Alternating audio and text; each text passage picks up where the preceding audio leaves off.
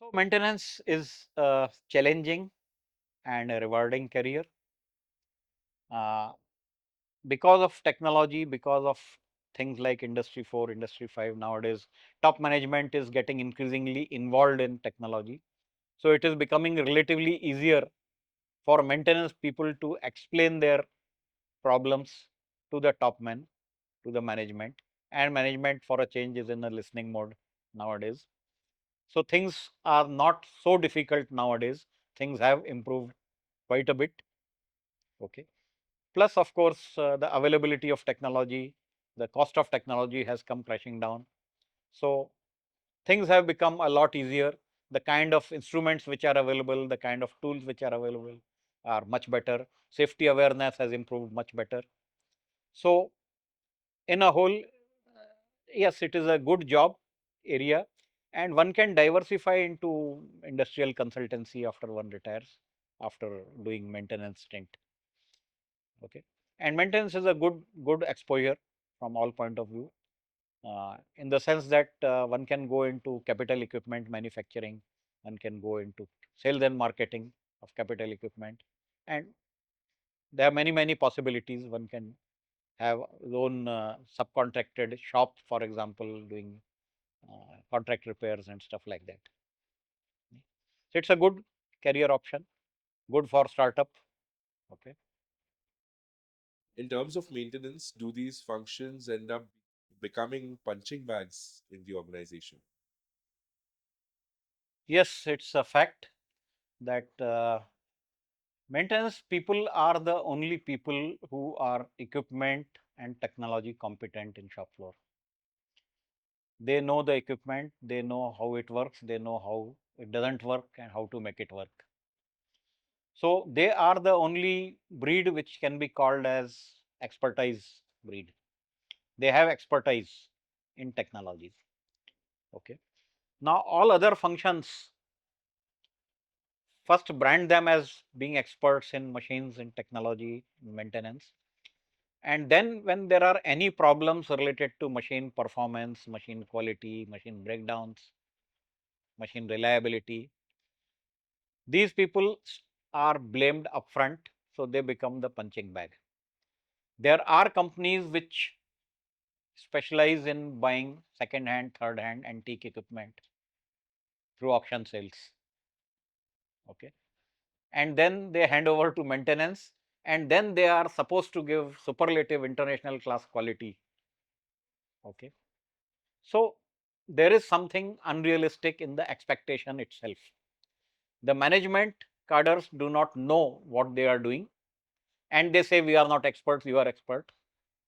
And then if you are not able to make the machine work and give the required quality level, then you don't know your job, then you are not competent. So then it tells on their performance. So for anything going wrong, for anything, for any mishap happening on shop floor, for any accident owing to equipment happening, for anybody getting electrical shock, for example, for any weight falling from the crane on somebody's head, maintenance guys are blame upfront.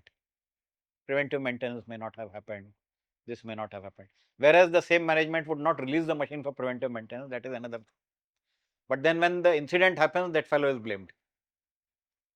So they become like kind of Markov punter within quotes. A Markov punter is a community in underworld who the people are hired to get arrested when there is police raid. So sometimes maintenance guys are treated as that group. So they are the group who are hired to deal with technology, to break their head with technology, and when anything goes wrong, they are hanged. Okay, so they kind of become punching bags. Another thing happens that okay, the production man calls up maintenance man reporting a breakdown. Okay, even before the maintenance man is able to go to the machine physically and see what is wrong, the fellow calls again, machine kab deta hai. So before the maintenance guy has even seen what is the problem, he is supposed to give a commitment.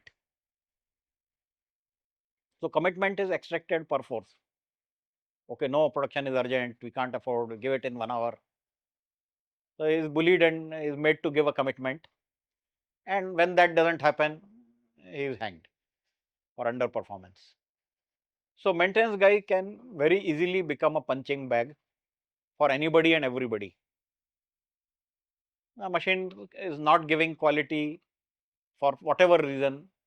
It is blamed on maintenance that when the machine was new, it used to give quality. Now something has gone wrong, and maintenance is unable to fix it. Okay, so it is very easy for maintenance man to become a punching bag. He is not given the right kind of resources, the right kind of management support, the right kind of manpower, the right kind of time to be able to do a good job. So that does happen. So maintenance by default becomes a kind of a person where the buck stops. Usually in shop floor there is a management buzzword which is called as NOAC, next operation as customer. For example, for a machine shop, an assembly shop is a customer, internal customer. For assembly shop, the QA is an internal customer. For design, the machine shop is an internal customer. Like that, all the processes in shop floor are daisy chained into customer supplier relationship. Right? But maintenance is one agency who is supplier to all. He is not customer to anybody. So he can't demand anything from anybody. He has to service everybody. Okay. So that becomes a kind of lopsided relationship in the organizational structure where it's supposed to cater to different demands coming from different agencies at a time. It is to balance the urgency, is to do the tightrope walking with limited resources that they have, and yet he has to satisfy all the customers. So all those agreements, service level agreements are one-sided. He is supposed to deliver, deliver, deliver, deliver, but he is not getting anything from anywhere. Okay, so that's part of a big problem. There is another problem that most of the organization, which is a production organization, production based organization, have a performance matrix, which is of course fairly statistical in nature, and which is assuming that there is a mass production everywhere. Like, so the KPIs are in certain fashion, they come in certain manner. Now, because maintenance becomes an exceptional area, but the same performance matrices are extended to them as well, which is like trying to fit square pins in round hole. They ought to have different kind of metrics, a different kind of assessment, but usually since they are in a minority, they have to go with law of mass action. So whatever happens in the rest of the organization, the same thing is percolated to them as well for force. So they have to also comply with the kind of matrix which is not suitable, is not designed for them. That's another problem. What are the envy and odds in this job profile?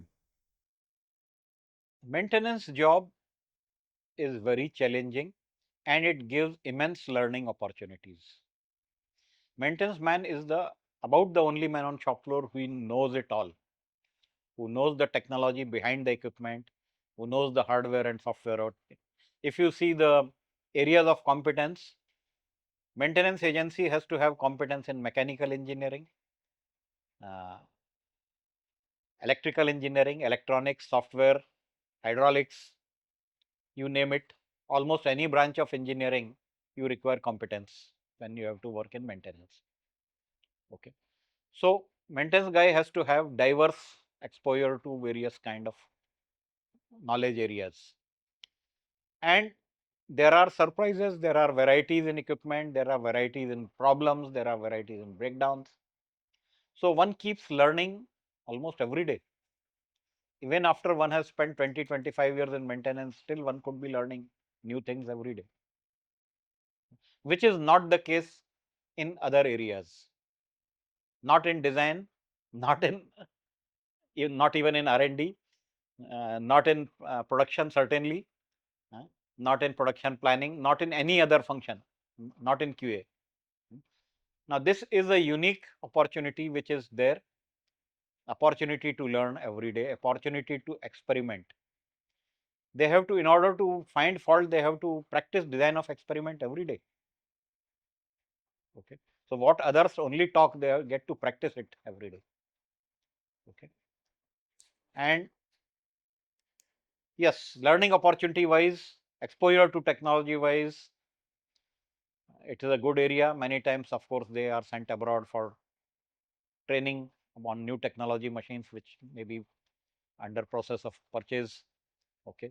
So, those are the opportunities of learning where one can uh, be abreast with the latest in technologies. So, they are well versed in technologies, they are well versed in robotics, they are well versed in automation. So, that itself gives a kind of a good academic kick, and they are practical guys. They are not like designers who are just doing everything on computer or a drawing board. They have to do things physically, they have to make it happen, they have to make it work. Okay. I always say that the difference between R&D person who and maintenance man is R&D man knows how a machine ought to work, how a machine should work. Maintenance man has to know how it doesn't work and how to make it work and how to diagnose. So, to some extent, it's like a doctor's job. And there are two kinds of doctors. Since I am talking on that, let me give you a short comparison. Let us say there is a doctor who is a fresh pass out, very academic person, very bookish, very knowledgeable. He knows all the rules, he knows all the latest in medicine and all. A patient comes to such a doctor. The doctor says, by unlate side, and the patient says, Doctor Saab, I have a headache. Doctor says, but without diagnosing, how can I give you medicine? So he makes him to do all kind of tests, right up to CAT scan. All the pathology, all everything possible is done. And after that, doctor gives him some medicine, which probably cures him. Yeah. There is another doctor who is an aged person. A patient enters through the door. The doctor writes two medicines up front on the slip in front of him. The fellow patient has not even opened his mouth. And the patient sits in front of doctor for half an hour. He cries out his woes, his pains. Doctor is smiling and looking out of the window. Is not sure whether he is listening or is not listening also. And finally, when the patient has finished, he gives the same slip with the same two medicines to the doctor, to the patient. And surprisingly, it works. It works. So that is the experience. That is the diagnosis. Doctors are known for diagnosis, diagnostic skill, not for following the procedure, not for doing 5Y analysis, not for drawing Ishikawa diagram and finding out root cause analysis. No, that's not doctors. That's not for doctors. In fact, it's not even for engineers because machines cannot cry, patients can cry. A person has to be valued for his diagnostic skill, for his expertise, for his feel. Yeah. Ultimately, that is the value which one gets, and that is the value which is being paid for. Right. So, a good maintenance man has to have a diagnostic skill based on experience, based on observations, based on instincts, based on various kinds of intelligence, including emotional intelligence. Right. And there are tricks of trade to be followed in maintenance. There can be 100 reasons why something has failed. How do you zero in at the exact cause? How do you pinpoint in the fastest manner? So it requires lot of hard grind to come to that state that one can straight away pinpoint the problem. Okay. So yes, it is a very challenging job. It's a very rewarding job also. It does develop a right kind of temperament, lean towards technology, exposure to technology, confidence, and diagnostic skill. Okay. And diagnostic skill is useful at higher levels also. What are the tricks of this trade? How does one learn and master those? There are, of course, levels of maintenance. Earlier days, when the electronics was new, we said that there were three levels of maintenance. There was something called as module level maintenance. Let us say one PLC is suspect, you replace the whole PLC. One drive is suspect, you replace that complete servo drive. You doubt the motor, you replace the servo motor and see. Which means you have to have a spare of everything, but you replace the complete entity as a block, as a black box. Now, if you have to do that level of maintenance, you probably require ITI level of competence where somebody can just plug out and plug in a module and do connections and switch on. Possibly doing some adjustments also if there are some adjustables in that, right? But that's all is required. Next level of maintenance was where you cannot afford to have so much of inventory of spare that you stock each and every module as a spare. Then you go for what is known as module level or card level diagnostics. So suppose in a card rack there are 10 cards. Some cards may be repeated. Some let us say there are 3 types of cards in 10 cards in that rack. So you have one spare of each card, and you start swapping with a good card, and whatever solves the problem, you can be rest assured that this is the faulty card, which you can look into subsequently, and you give the machine fast. Now that was called as card level or module level maintenance. Okay. The third level of maintenance, which was there when I started my career, that was called as chip level maintenance, component level maintenance. We had to know the circuit diagram, we had to know the clock diagram, we have to know everything, how the circuit works. We had to have designer level knowledge of how the circuit works. And then we used to spend a lot of time with oscilloscope and logic analyzer, and we used to pinpoint the faulty device and only replace the faulty device.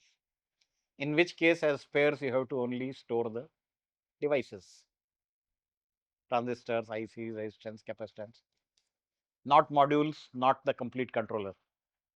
Okay. Now, obviously, in these three levels of maintenance, the level of expertise is growing.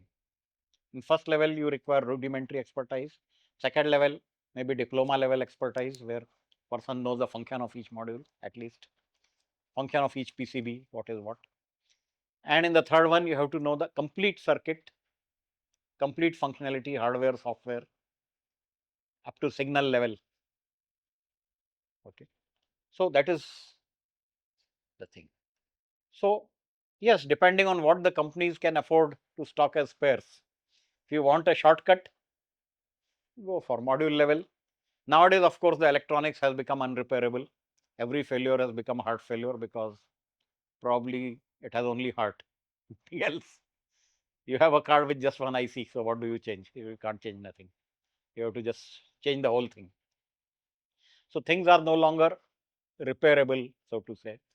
So they become a black box. So you deal with a black box and you replace a black box, and everything is plug and play nowadays in technology. So things have become that much faster. Earlier days, of course, we had to do design of experiment. We had to isolate the problem, sectionalize the problem, then zero into the problem area and then solve the problem. Okay. Solve the problem temporarily and then permanently take action so that the problem will not come again. Okay. But yes, there were some management fellows above us who used to say, have you done 5Y for the breakdown? Then we had to tell them, sir, we have taken half day of downtime and given the machine now. Now, if you want us to do 5Y for the breakdown, for each Y, I have to do invasive analysis. So you have to give me the machine again. I have to open and see first Y, second Y, third Y, can you afford it?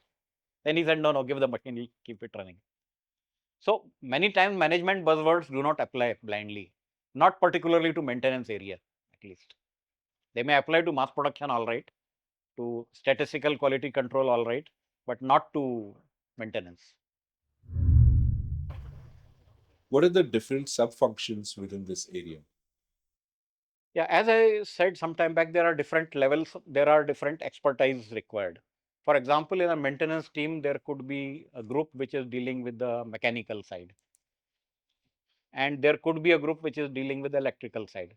Of course, mechanical engineers are not expected to work on high voltage, and vice versa. Electrical engineers are not expected to do heavy assembly and dismantling of mechanical gearbox, right?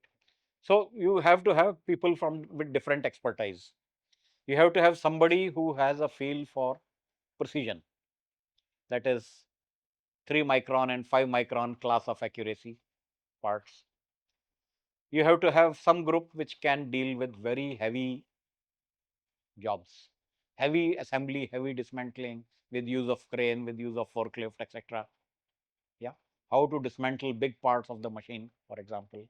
How do you install a machine? How do you make foundation for a machine? Okay. Plus, you have to have nowadays electronics and software. Now, obviously, electronics and software will not know mechanical. Plus, you have to have sometimes a hydraulic expert as well. Okay. Now, apart from these technology expertises, you have to have a group which is focusing on breakdowns. That is the unknown surprises. It is a firefighting group. A firefighting group has to be very well equipped with the safety equipment, with the kind of ladders, platforms, etc., with all kinds of supporting the hydraulic jack, etc., something you want to jack up, etc., right? With the good kind of toolboxes, etc. Then is a preventive maintenance group. Somebody is supposed to just fill the oil periodically.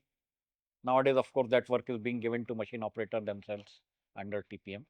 But then preventive maintenance is one group where you have to do cleaning, oiling, cleaning of electrical contacts, etc., tightening of electrical contacts, cleaning of motor, cleaning of filters, like refilling of oils. All these kind of routine activities, there is one separate group which has to be there.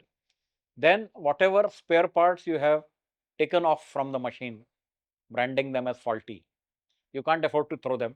So you have to repair and salvage them.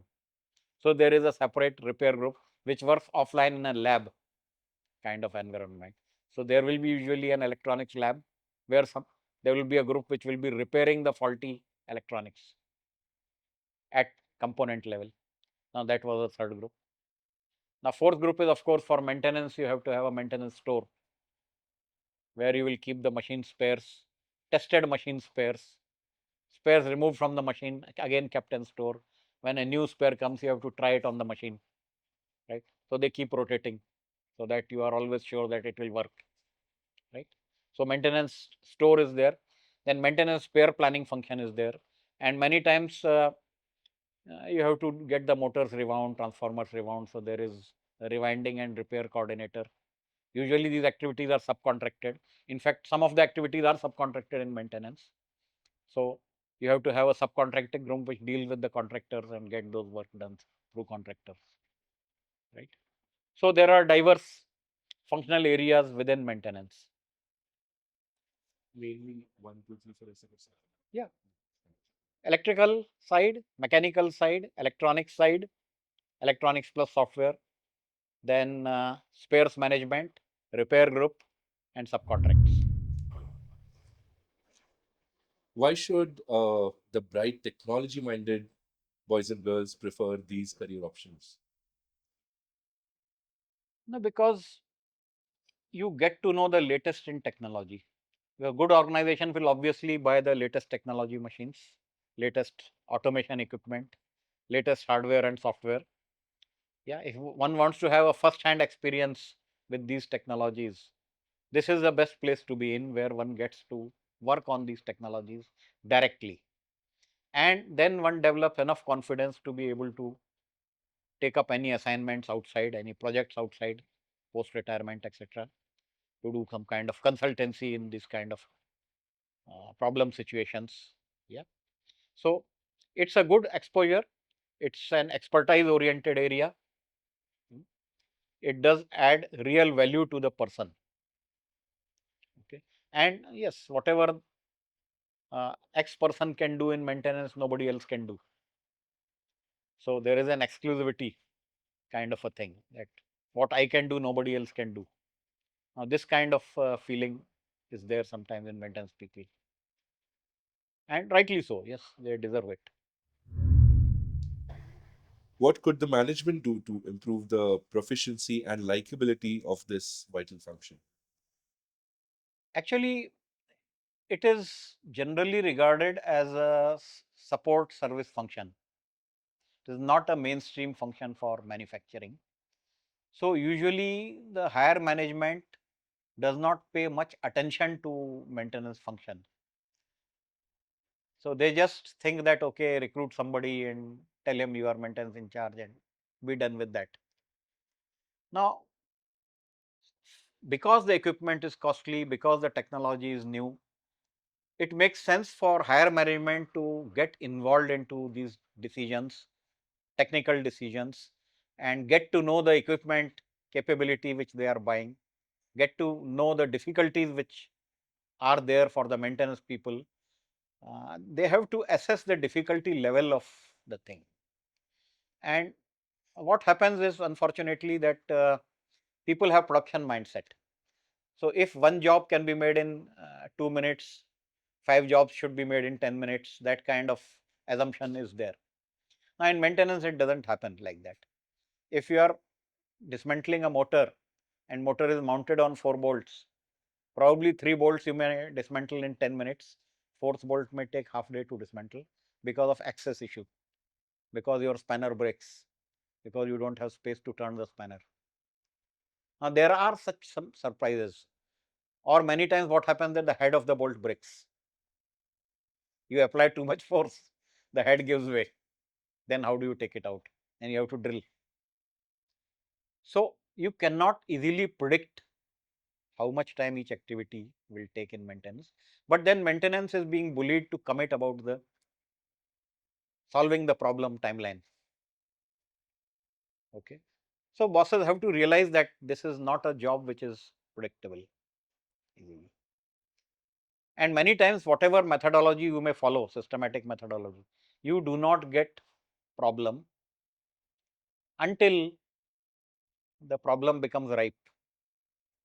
So in maintenance, we start believing a little bit on astrology. जब उसका time आता है तो problem मिल जाता है. But until the time comes, you will not be able to find the problem. And the problems I have seen, I will give you one example. There were two machines side by side, two machines. When X of the machine accelerated in rapid, on the other machine, the Y axis used to dig into the job. So occasionally you saw that the machine is digging into the job,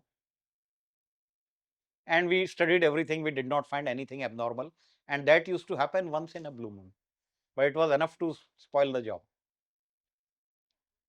One dig spoiled the job. Until by chance we discovered this correction, that whenever this happens, this machine X axis is accelerating. When it happened 3-4 times, then this got observed. But otherwise, nobody can imagine that neighboring machine is responsible for this problem on this machine. So many times such stray problem comes. Somebody welding somewhere in a shop floor can result into a problem on your machine. Now, how does one correlate? Due to return earth current, something happens. Yeah, and electronics misbehaves.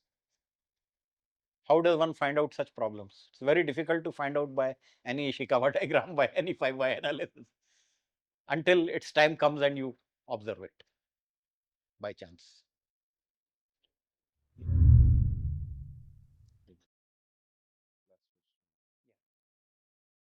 Can it be outsourced or decentralized as a function? Some parts, yes, they can be outsourced.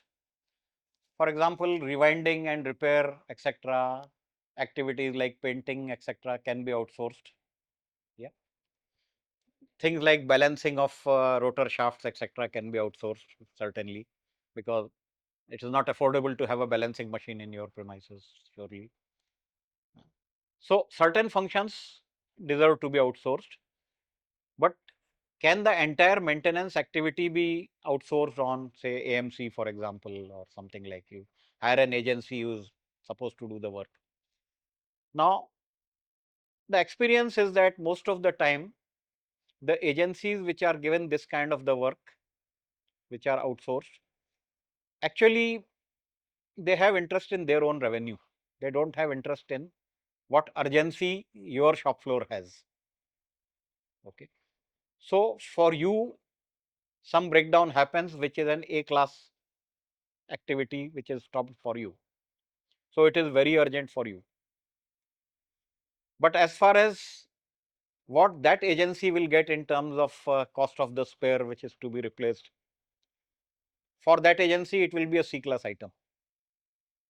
So that agency may not take adequate interest in that, may not give priority to it. Another thing is, if different people are attending the machine at different times, you lose track of what had happened historically. Okay. So when you outsource, every breakdown is a new thing. It's a new engagement. So person will come and a new person will come and do something and go. But then there is no continuity of what has been happening on the machine historically. Okay. What is the systematic deterioration which the machine is having? So lasting improvement, long-term improvement actions may not happen. Okay. When you outsource. So because of different interests, this can go wrong. Another thing is to whichever agency you outsource maintenance, that agency has to have all the possible competencies which are required by you. I mean, it doesn't make sense to outsource only maintenance for 10 machines and not other 10 machines. So only one type of 10 machines you outsource to one agency. Because it becomes difficult for anybody to coordinate with several vendors. Decentralizing is a good idea, that you make a maintenance man assigned in the local area reporting to the maintenance manager, so that you can coordinate about the preventive maintenance activity and stuff like that, right? Preventive maintenance, predictive maintenance, etc., can be done uh, together with the production schedule, etc. But more often than not, that maintenance man will be busy in doing production and he will forget maintenance. That is what is the experience. Another thing is that the production in charge does not have a mindset of maintenance. So that person becomes a standalone island reporting to that fellow. Now that fellow production in charge is not able to add value in terms of diagnostics, in terms of experience. Okay. Plus, if it is a deep hydraulic problem, you require expert hydraulics person. Now you can't have expert hydraulic person reporting to each area. Now that is possible in a centralized maintenance. So there are plus and minus. Centralized maintenance has certain plus points, that you can have expertise, centralized expertise areas, centralized spares control, for example. If everybody starts stocking spares differently for his area, becomes difficult to manage. They will be much costlier to have. Same part is stocked at 10 places. They become difficult to coordinate. So for certain things, centralization is better. For certain things, certain kind of maintenance, maybe decentralizing is okay. For TPM and for preventive maintenance, yes, probably. For that, you can decentralize maintenance.